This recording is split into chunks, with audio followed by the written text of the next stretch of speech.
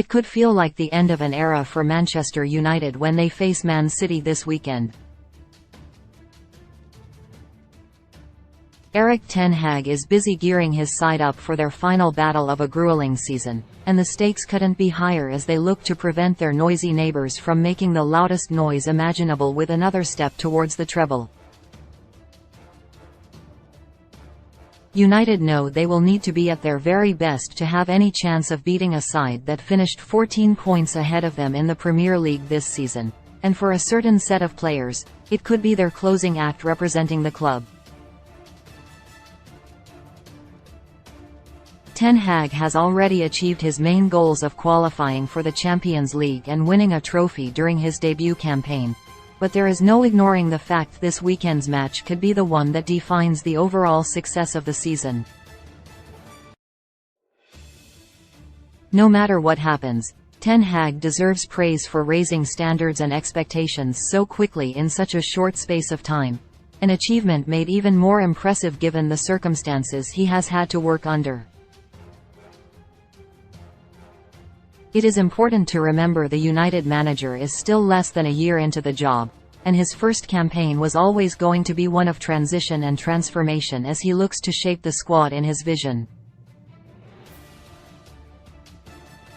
Ten Hag still needs a few more transfer windows before he has a set of players truly aligned with his ambitions for the club, and that could become a lot clearer after this weekend, when a number of them could bid farewell to the United fans. It is set to be another summer of change at Old Trafford, but the club are well aware that their transfer budget will have to be reinforced by player sales if they are to meet financial fair play targets and still overhaul the squad as much as they want. As many as 8 of those in the matchday squad this weekend might never represent the club again, and at the very least, it seems certain a handful of them will be involved for the last time. Wout Weghorst is set to depart after his troubled loan spell but could have a huge role to play at Wembley given Anthony Martial's latest injury setback. The French forward himself might have already played his final match for the club against Fulham last time out, with United open to selling him this summer as long as they manage to solve their striking problems first.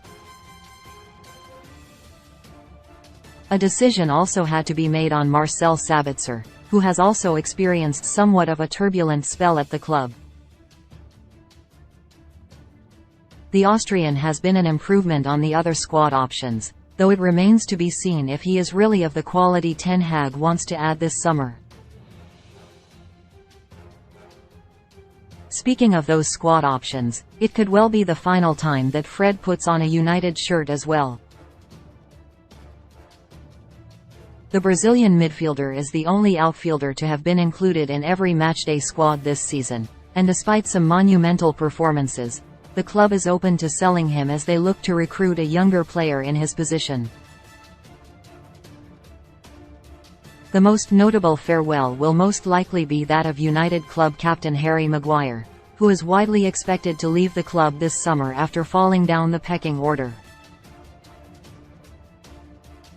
Maguire will be hoping to bow out of his time at the club by lifting another trophy at Wembley, but he is set to start the final on the bench and will have to rely on a substitute appearance for his swan song.